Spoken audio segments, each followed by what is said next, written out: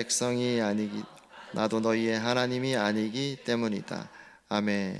자리에 앉아 주시기 바랍니다. 하나님 앞에 설교를 두고 기도할 때 호세아서를 전하고 싶은 마음을 주셔서 우리가 호세아서를 좀 살펴보려고 합니다. 호세아는 북이스라엘에서 활동했던 예언자예요. 이스라엘이 이제 북왕조 이스라엘과 남왕조 이스라엘로 나눠져 있었던 거죠. 교회로 치면은 그 당시에 교회가 북쪽에 하나 있었고 남쪽에 하나가 있었다는 거죠. 자, 북이스라엘에서 활동했던 호세아는 BC 755년부터 BC 722년까지 북이스라엘이 멸망할 때까지 활동을 했어요. 여로보암 2세가 왕이었던 시기였어요. 자, BC 720년에 나라가 망하는 것을 이제 지켜보았던 호세아인 거죠. 그래서 하나님의 말씀을 전했습니다. 멸망을 할 것을 보면서 안타까워하면서 이제 하나님의 말씀을 전했던 예언자입니다. 이 북이스라엘에 대한 하나님의 마음이 어떻게 호세아서에서는 표현되는가? 다른 곳과 다르게 이곳에서의 특징이 있어요. 뭐냐면 하나님의 이 마음이 분노로 표현되고 있어요. 하나님의 사랑이 분노로 표현되고 있다. 이스라엘이 이 북왕조가 여로보암 2세를 비롯해서 이 왕조가 하나님을 배신하고 우상을 섬겼는데 자신의 이 지혜와 방법으로 잘 살려고 했어요.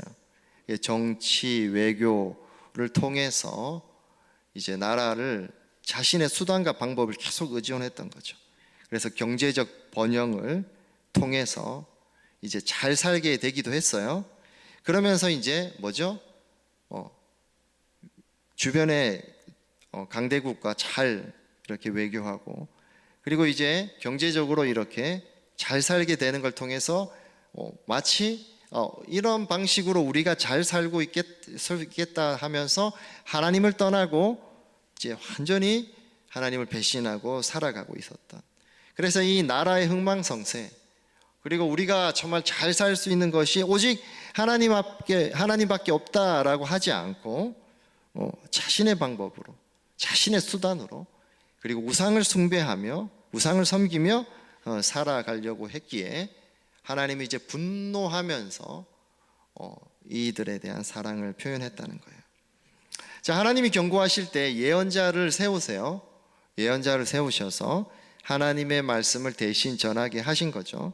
근데 호세아는 좀 달랐다.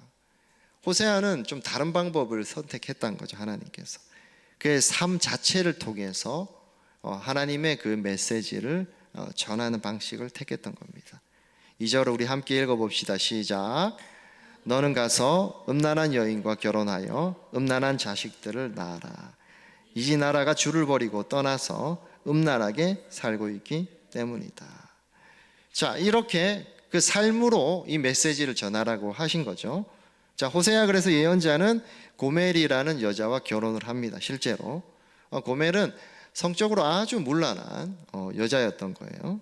근데 이런 여자와 결혼해서 이제 세 자녀를 낳습니다. 세 자녀 이름이 이스르엘, 첫째가 이스라엘이 아니고 이스르엘이에요. 그 지역 이름이죠. 그리고 로루하마, 그리고 로암미라고 짓게 하는 거예요. 이스르엘의 뜻은 내가 반드시 죄에 대해 심판하신다는 뜻이에요. 북이스라엘 왕 중에 가장 악한 왕이 아합 왕이었는데, 예후가 이제 아합 왕을 이제 왕가를 몰락시키면서 잔인하게 그 아들들을 죽이고 했던 그 장소가 바로 이스라엘이라는 곳입니다. 그래서 첫째 이름 이스라엘을 통해서 반드시 죄에 대해서 내가 심판하고 보복하겠다. 둘째 딸 이름은 로루하마. 여기서 로는 전미사 로는 낫이에요. 아니다. 루하마가 아니다. 그래서 긍휼을 하게 여기지 않겠다. 내가 다시는 이스라엘 너희를 불쌍히 여기지도 않고 용서하지도 않겠다는 의미예요. 셋째 이름은 로암미. 암미 나의 백성, 암미 로암미 나의 백성이 아니다. 그래서 너희는 더 이상 내 백성이 아니다 라는 뜻으로 이름을 지어라 라고 말씀하신 거죠. 자, 굉장히 어떻습니까 여러분? 호세아가 이런 여인과 결혼하라고 했죠.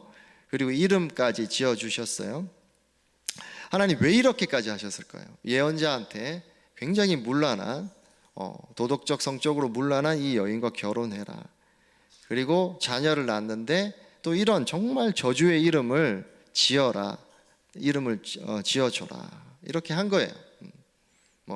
왜 이렇게까지 하셨을까요? 호세아가 맨날 그래 불렀을 거잖아요. 로암미야, 내 백성 아니야야, 이렇게 계속 불렀던 거예요. 왜 그렇게까지 하셨을까? 바로 하나님의 사랑이 맹렬하고 너무나 뜨거웠기 때문에 그렇던 것입니다. 자, 여러분, 이스라엘을 정말 포기했다면 어떻게 하면 되는 거예요? 여러분 잘 보세요. 그냥 심판 내리고 그냥 없애버리면 되잖아요. 그런데 이렇게까지 하신다는 거예요. 이상한 결혼하라고 하시죠. 그리고 저주의 이름을 붙여서 자녀들에게 계속 부르게 하셨다는 거죠. 바로 하나님의 사랑이 어느 정도다? 바로 집어삼킬 것 같은 그 화염과 같은 하나님의 그 뜨거운 사랑을 보여주고 있다는 거죠. 이스라엘이 얼마나 타락했는지 그 삶으로 보여주는 거예요. 이 고멜처럼 음란한 여인처럼 너희가 타락했다. 그래서 너희들 지금 멸망해 가고 있어. 너희들 지금 얼마나 심각한지 좀 보아라 라고 말씀하시는 거예요. 자녀 이름을 계속 듣게 하시고 보여주시면서 경고하시고 분노하시고 정말 이스라엘에 대한 뜨거운 사랑을 보여주고 계신다는 거예요. 그 마음의 분노로서 표현하신다는 거예요. 맹렬하고 불같은 사랑을 보여주시는 거죠. 마치 이런 표현인 것 같아. 나 죽을 것 같아. 난 너희 때문에 내가 죽어버릴 것 같구나 라는 그 심령으로, 그 마음으로 하나님 지금 이 말씀을 그 호세아의 삶을 통해서 말씀해 주신다는 거죠. 자, 이 분노로 표현된 하나님의 사랑, 분노로서 화염같이 뜨거운 불꽃같이 쏟아내시는 이 하나님의 사랑, 이것은 어떤 것을 그러면 우리에게 의미하는가? 우리 두 가지로 살펴보려고 합니다. 함께 읽어봅시다. 시작. 하나님께서 우리 삶에 찾아오셨다. 하나님이 우리 삶에 찾아오셨다. 여러분, 분노하신다고 하면 우리 사람들처럼 생각하면 안 돼요. 하나님이 막 급발진하고 막 화내고 우리 막 잘 있는데 막 야단치고 이런 얘기가 아니에요, 여러분. 우리 사람은 어때요? 막 화내놓고 뭐라고 얘기합니까? 내가 너무 안타까워서 너를 위해서 그런 거라 얘기하죠. 그 맞는 말 아니죠, 여러분. 아무리 그 사람 위해서 좋은 말로 얘기해도 이미 화를 냈으면 잘못한 거죠. 상대방은 상처가 되는 거예요. 근데 하나님이 지금 분노하신다는 건 그런 걸 얘기하는 게 아니에요. 하나님은 그렇게 막 감정을 주체 못하고 화를 내신다, 그런 분이 아니시라는 거죠. 바로 하나님의 분노는 어떤 분노일까요? 자, 따라해 봅시다. 거룩한 분노다. 그 죄에 대해서 참을 수 없으면서 동시에 그 죄를 짓는 그 영혼들, 우리를 포기하지 못하시고 너무 사랑하시는 마음으로 하시는 그 분노라는 거죠. 자, 이스라엘이 계속 죄를 짓고 멸망해 가는 거죠. 자, 그래서 분노하시면서 돌아오라고 하는 거죠. 여러분, 근데 분노는 누가 할까요? 잘 보세요. 하나님이 높은 곳에 예를 들어 계시면서 그냥 벌을 내리시고 끝내버리면 분노하실 필요가 없어요. 그냥 멸망시키고 잊어버리면 되잖아요. 근데 우리 하나님과 우리의 관계를 호세아를 통해서 어떤 관계로 설명합니까? 호세아를 통해 무슨 관계로 설명해? 하나님과 우리 관계를 결혼 관계로 설명하잖아요. 맞죠? 이스라엘과 하나님의 관계를 결혼 관계로 묘사하잖아요. 신랑을 배반하고 바람피는 고멜, 그런 음란한 여인의 고멜처럼 이스라엘이 하나님을 배반하고 우상을 섬기고 그렇게 하는 것을 성경은 뭐라고 얘기합니까? 간음했다, 음란하다 표현한다는 거예요. 하나님을 온전히 사랑하고 섬기지 않고 우상을 섬기고 자기 마음대로 사는 것을 성경에는 간음했다, 음란하다 표현한다는 거죠. 그래서 그렇게 이스라엘이 하나님을 배반하고 바람을 피우는 것, 바로 하나님과 이스라엘의 관계를 남편과 아내의 관계로 묘사하고 있다는 거죠. 바로 남편과 아내의 관계, 하나님이 여러분 우리의 수준으로 내려오셨다는 거예요. 이스라엘의 남편과 아내의 관계로 내려오셨다는 거. 우리와 하나님과의 관계를 신랑과 신부의 관계로 설정하셨다는 것은 바로 하나님이 우리의 수준으로 내려오셨다는 거예요. 그래서 이스라엘의 배교와 그 배반의 자리에 찾아오셔서 그 정말 바람핀 아내를 보면서 분노하면서 너 빨리 돌아와 이제 하는 그 위치에 내려오셔서 지금 분노하고 계시고 말씀하고 계시다는 겁니다. 간음하고 배신한 아내를 부르는 그 남편처럼 바로 그 자리에 내려오셔서 그 이스라엘을 부르고 있다는 거죠. 여러분, 이와 동일하게 하나님께서 바로 우리의 자리에 우리의 수준으로 내려오셔서 우리를 부르시고 지금도 말씀하신다는 겁니다. 우리 삶의 현장에 바로 그 자리에 하나님은 찾아오셔서 지금도 함께 하신다는 거예요. 여러분, 우리가 하나님 생각할 때 하나님을 만나지 못하고 전인격적으로 만나고 경험하지 못하면 하나님이 그냥 높은 곳에 계신 그 하나님 같아요. 안 그렇다는 거예요. 여러분, 우리의 삶의 자리, 바로 실패한 자리, 때로는 고통의 자리, 그 아픔의 자리에 찾아와서 지금 함께 계십니다. 때로 우리가 세상에 마음이 다 뺏겨서 하나님을 찾지 않는 그 자리에, 그 순간에도, 그리고 우리 때로는 우리 먹고 사는 문제로 너무 분주해가지고, 그리고 어떤 일들이 생겨서 너무 분주해서 하나님 완전히 잊어버리고 살아가는 그 삶의 자리에서도 하나님 찾아오셔서 우리와 함께 하신다는 거죠. 우리의 삶의 자리에 성령으로 오셔서 함께 하고 계시다는 거예요. 할렐루야. 여러분, 노벨 평화상 수상자였던 엘리 위젤이라는 사람이 있어요. 그는 홀로코스트를 수용소에서 직접 몸소 경험했던 사람입니다. 엘리 위젤은 호송열차 안에서 죽은 사람을 아무런 죄의식 없이 열차 밖으로 던지는 것도 보았고, 그리고 빵 한 조각을 차지하기 위해서 자식이 부모를 죽이는 아주 참혹한 광경도 보았어요.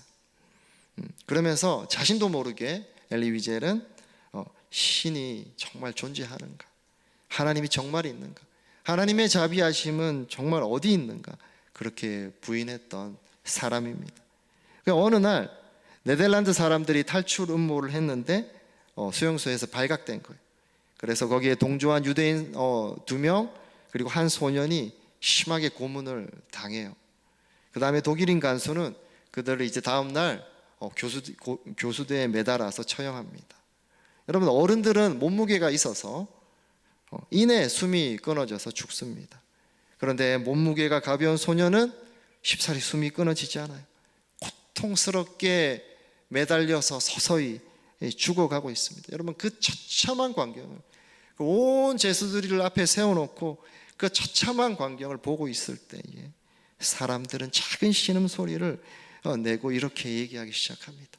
하나님은 도대체 어디 계신가? 하나님은 도대체 어디 계신가? 그렇게 신음하기 시작해요. 그 깊어가는 고통과 번민 속에서 엘리 위젤은 자신의 마음속에서 응답하시는 주님의 하나님의 음성을 듣습니다. 하나님이 어디 계시냐고? 하나님은 지금 여기에 계신다. 지금 저 교수대에 매달려 있다 라고 말씀하십니다. 사랑하는 성도 여러분, 하나님 방관자가 아니세요. 우리의 고난의 현장에, 우리의 그 실패의 자리에 함께 하십니다. 여러분, 자녀가 아프면 어때요? 부모가 더 아파요. 마음이 아픕니다. 바로 그 마음으로 우리와 함께 하십니다. 여러분, 임마누엘이라는 단어를 아시죠? 우리 성탄절이나 이럴 때 많이 얘기하지 않습니까?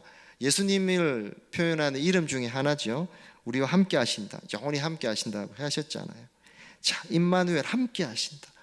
추상적인 단어가 아니라는 거예요. 여러분, 그냥 이렇게 그냥 추상적인 그렇구나 그런 게 아니고, 실제 내 삶에 내가 실수했을 때, 내가 정말 내 삶에 문제가 생겼을 때, 때로 내가 정말 중요한 숙제를 못했을 때, 그리고 정말 내가 속상할 때, 그리고 일이 정말 안 될 때, 그리고 내가 너무 불안할 때, 그리고 내가 너무 수치스러울 때, 그리고 내가 너무 믿고 내 자신이 믿고 한심스러울 때, 언제나 그 자리에 우리 주님 함께 하십니다. 공감하시고 그 아픔을 함께 짊어지시며 그곳에 함께 계신다는 거죠. 여러분, 말씀을 통해서 오늘도 함께 하심을 말씀하시고 얘기하세요. 기도회를 통해서 우리의 심령을 두드리시고 말씀하세요. 그리고 각종 교회 교육과 배움의 시간을 통해서 또 말씀하세요. 여러분, 또 목장 모임을 통해서 하나님, 이런 나와 함께 하시는 주님을 느끼게 하시고 누리게 하시고 맛보게 하신다는 거죠. 여러분, 이런 경험들을 많이 하시기를 축복합니다. 자, 두 번째, 그러면 이렇게 분노로 표현된 하나님의 사랑은 우리에게 어떤 것을 의미할까요? 두 번째, 함께 읽어봅시다. 시작. 하나님은 우리를 결코 포기하지 않으신다. 자, 여러분, 하나님 어떤 분이세요? 잘 보세요. 이제 보인다 성경을 보면 더 우리가 쭉 이해가 잘 될 건데, 함께 하면 보세요. 하나님 아름다운 성경을 창조하셨잖아요. 아름다운 세상을 창조하셨잖아요. 그리고 아담과 하와한테 하나만 꼭 지켜, 다 주시고 하나만 지켜라고 하셨죠. 선악을 알게 하는 그 열매를 먹지 말라. 그런데 어떻게 했어요? 그들이 그 지키지 않을 뿐만 아니고 자신이 하나님의 자리에 하나님을 배신하고 하나님이 되고자 하는 반역죄를 저질렀죠. 자, 반역죄를 저지른 그 현장에서 하나님 어떻게 하셨어요, 여러분? 그냥 다 끝내버릴 수 있었잖아요. 그런데도 어떻게 하셨어요? 그들에게 가죽옷을 지어 입히시고 창세기 3장 15절 내가 메시아를 보내서 반드시 내가 너희를 구원하시겠다라고 하신 거죠. 자, 여러분, 예수님이 군병들에게 잡혀가실 때 제자들이 다 도망갔잖아요. 베드로는 무려 3번이나 사람들 앞에서 공개적으로 예수님에 대해서 부인했어요. 그리고 저주까지 했어요. 자, 그런데 어떻게 했어요? 예수님 베드로를 용서하시고 다시 그를 부르셨죠. 그리고 성경에 이런 표현이 있습니다. 예수님이 제자들을 사랑하시되 끝까지 사랑하셨다. 여러분, 어떤 자매가 있었어요. 어릴 때는 교회도 잘 나가고 착실하게 삶을 살았어요. 그런데 나중에 길을 잘못 들어 하나님을 등지고 신앙을 떠나게 되었습니다. 신앙을 떠난 순간부터 그 삶이 무너지기 시작해요. 모든 것이 흐트러지고 흔들리기 시작합니다. 결혼했는데 결국 이혼하고 나중에 집에서 쫓겨나기까지 합니다. 아주 형편없는 지경으로 떨어지게 됩니다. 해서는 안 될 더러운 일들을 하고 자신의 인생을 다 내팽겨쳐요. 결국 에이즈로 죽게 돼요. 죽음을 점점 다가오는 그 순간에 그때 한 목사님이 그녀를 방문합니다. 그리고 예수 그리스도의 복음을 그녀에게 전합니다. 근데 그녀는 굉장히 냉담한 태도로 이렇게 말해요. 나는 이미 버림받은 영혼이에요. 내 자신뿐 아니라 내 주변 사람들의 행복까지 다 망쳐놓은 사람이에요. 나는 고통스럽지만 나는 지옥에 갈 수밖에 없어요. 나 같은 인간은 더 이상 희망이 없어요. 이렇게 말했어요. 이 말을 듣고 있던 목사가 그녀의 옆에 있는 옷장 위에 보니까 아주 환하게 귀엽게 웃고 있는 여자아이 사진이 붙어 있는 거죠. 그때 질문합니다. 저 아이는 누구인가요? 그러자 금세 그녀는 환하게 웃으면서 저 아이는 저의 딸입니다. 제 삶의 가장 소중한 보물이에요. 그때를 놓치지 않고 목사님이 물어봅니다. 만약 저 아이가 어려움에 빠지면 당신은 도와줄 용의가 있습니까? 실수하고 못난 짓하고 그래서 큰 질병에 빠진다면 당신은 용서하고 사랑으로 안아줄 수 있습니까? 라고 물어요. 그랬더니 어떻게 대답합니까? 물론입니다. 어떤 상황에 처할지라도 놓지 않을 거예요. 저 아이는 나에게 하나밖에 없는 사랑하는 저의 딸이니까요. 그런데 그건 왜 물으시죠? 이렇게 할 때 목사님이 얘기합니다. 왜냐하면 하나님의 옷장 위에도 당신의 사진이 붙어 있기 때문이에요. 하나님은 당신을 절대로 놓지 않을 것입니다. 하나밖에 없는 사랑하는 딸이니까요. 이 말을 듣고 그녀는 다시 하나님께로 돌아와서 새 삶을 시작했습니다. 사랑하는 성도 여러분, 하나님 우리를 결코 포기하지 않으세요. 하나님이 이렇게까지 포기하지 않으시며 말씀하시는 이유가 뭡니까? 하나님 내 마음을 좀 알아달라고 하시는 거예요. 이스라엘 백성들에게 내 마음이 얼마나 아픈지, 내가 너희를 얼마나 사랑하는지 왜 알지 못하느냐? 내가 너를 결코 포기하지 않은데 내 진심을 좀 알아주기 바란다. 하나님을 떠나 멸망으로 가는 이스라엘, 정신 못 차리고 또 죄를 짓고 망해가는 이스라엘을 보면서 그렇지만 나는 너를 결코 포기할 수 없다라고 소리치며 분노하시며 말씀하고 계신 것입니다. 사랑하는 성도 여러분, 우리는 어떤 사랑을 받았습니까? 여러분, 우리는 어떤 사랑을 받고 있습니까? 여러분 꼭 마음에 붙들어야 돼요. 오늘 여러분, 하나님 우리 삶의 절망 가운데 항상 함께 하십니다. 우리가 그 사랑을 받고 있는 거예요. 너무나 아프고 고통스러울 때, 너무나 내 인생이 힘들 때 여러분, 하나님 더 아파하시고 함께 울고 계신 겁니다. 우린 여러분 어떤 사랑을 받았고 어떤 사랑을 지금 우리는 받고 있습니까? 하나님, 우리가 죄 가운데 넘어지고 하나님과 멀어질 때 돌아와라, 돌아와라. 누구야? 돌아와라. 내 아들아, 내 딸아, 돌아와라. 나는 너를 결코 포기할 수 없다라고 소리치고 계신다는 거예요. 죄 가운데 빠져서 정말 하나님을 멀리 떠나서 나아갈 때 하나님 우리 포기하지 않으시고 눈물 흘리며 우리 삶의 회초리를 때로는 드십니다. 그러나 그 회초리를 드시면서 어떻게 하시나요? 너무 마음 아파하시고 우시면서 우리에게 회초리를 드시는 거예요. 사랑하는 성도 여러분, 우리는 어떤 사랑을 받았고 어떤 사랑을 받고 있습니까? 도망가고 넘어지고 또 죄 가운데 빠져도 결코 포기하지 않으시고 나는 너를 결코 포기할 수 없다. 그 사랑을 소리치시는 그 사랑을 받았고 그 사랑을 우리는 지금 받고 있습니다. 여러분, 이 뜨겁고 이 맹렬한 불같은 사랑으로 지금도 하나님 우리를 사랑하십니다.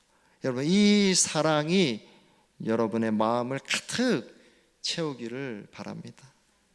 이 불같은 하나님의 사랑으로 여러분의 마음이 정말 채워지기를 축복합니다. 여러분, 그 감동과 감격으로 넘치기를 축복합니다. 여러분, 우린 사랑 못하잖아요. 맞잖아요. 우리 그렇게 못 참잖아요. 우리 그렇게 다른 사람 품지 못하잖아요. 우리 정말 진심으로 아픔의 자리에 함께 있고 울어주지 못하잖아요. 그런데 우리 하나님 사랑으로, 그 뜨거운 사랑으로 우리 마음이 채워질 때 우리가 비로소 이제 사랑을 할 수 있습니다. 요한일서 4장 7절에 이렇게 말합니다. 우리는 서로 사랑해야 합니다.